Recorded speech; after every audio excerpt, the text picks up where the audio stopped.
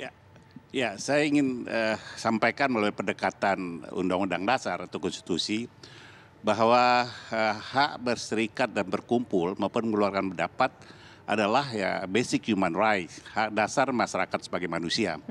Itu tertuang dalam pasal 28 Undang-Undang Dasar. Tetapi di ayat yang berbeda, hak azazi itu, hak dasar masyarakat sebagai manusia itu dibatasi oleh undang-undang.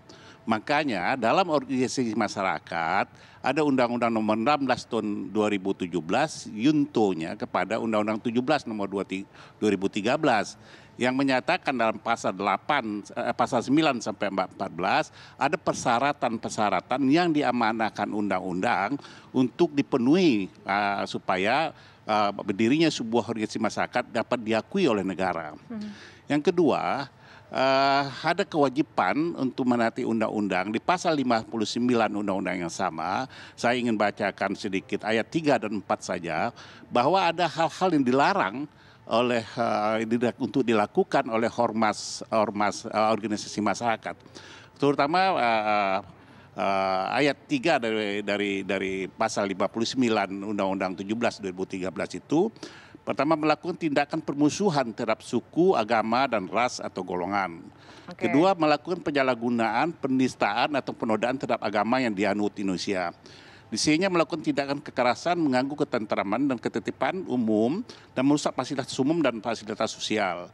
D-nya melakukan kegiatan menjadi tugas dan wewenang penegak hukum sesuai dengan ketentuan peraturan perundang-undangan. Yang paling krusial adalah yang ayat 4-nya, ormas dilarang menggunakan nama, lambang, bendera, atau simbol organisasi yang mempunyai persamaan pada pokoknya atau keseluruhannya dengan nama, lambang, bendera, atau simbol organisasi gerakan separatis atau organisasi yang terlarang. Melakukan kegiatan separatis yang mengancam kedaulatan negara, kesatuan Republik Indonesia, menganut dan mengembangkan serta menyebarkan ajaran atau paham yang bertentangan dengan Pancasila. Saya ingin katakan di ayat 3 ya, di ayat 4 undang-undang tersebut ya, itu ada organisasi terlarang. Jadi ada realitas ya bahwa Front Pembela Islam itu dianggap secara de jure dan realitas politik dan hukum itu terlarang di Indonesia. Dan terima suka atau tidak suka secara de jure dan secara politik, realitas politik dan hukum itu terlarang. Dan muncul lagi sekarang nama yang bersama Front Persaudaraan Indonesia, Persaudaraan Islam. Ya. Nah, itu apakah nanti itu memakai lambang-lambang yang sama atau tidak? Nanti kan akan diverifikasi oleh pemerintah Menkumham ya. Apakah itu bagian yang ikut dilarang atau simbol-simbol yang telah dilarang atau itu sesuatu yang baru sama sekali?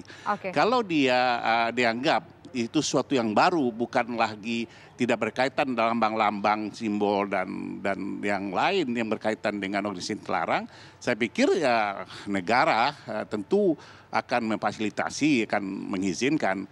Tetapi kalau itu berkaitan dengan organisasi yang terlarang, katakan FPI lama, Bang, ya, tadi Bang kita sudah mendengar suara dari Mas Azir.